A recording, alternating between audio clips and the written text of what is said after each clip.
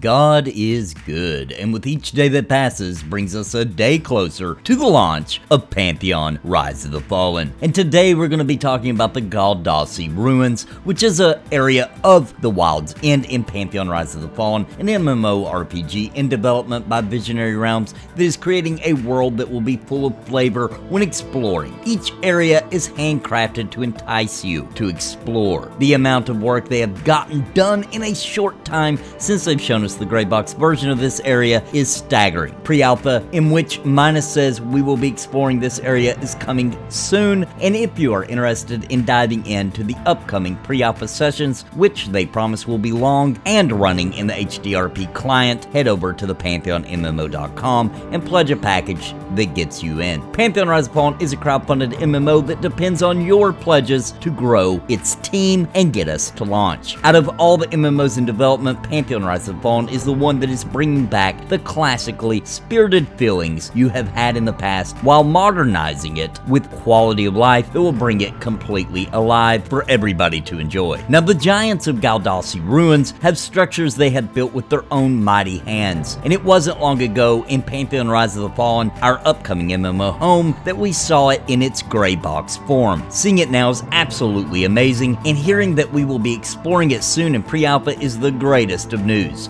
The size of the pillars and structures bring a sense of scale and scope that we rarely see in MMORPGs these days. And you can bet that inside there will be tons of nooks and crannies to explore, and you will be finding secrets and uncovering more of the lore and fantastical creatures to battle. These places really do look as though the giants have built this place with their own hands, grabbing and dragging huge pillars. They also show off some of the water effects as they are working in the game so far. The view is fantastic with the tweaks they have made to the engine in order to see far distances in this open world is completely awesome. The developers stated that once the full lighting effects and fauna are in place, it will really truly come alive. Since the refactor, though, I have to say Pantheon Rise of the Fallen is falling, pun intended, into place very quickly. And in my opinion, not even being an alpha yet and looking this good, even missing the lighting effects and fauna is very impressive. They did mention that the fauna and things are already being put into the world, so when we do see it for ourselves, we can expect it to be a place we want to explore and delve deeper into and get our juices flowing. Wild's End, that the Ghaldassi Ruins are a part of, is the starting area for the halflings, and this just goes further to really push the scale of the place since halflings are a small race. And they spoke about the kind of creatures they're placing in Wild's End to fit with the theme of the area. I did notice a dragon in some concept art flying around the Ghaldassi Ruins, so be on the lookout possibly for an ancient draconic beast hoarding some treasure possibly deep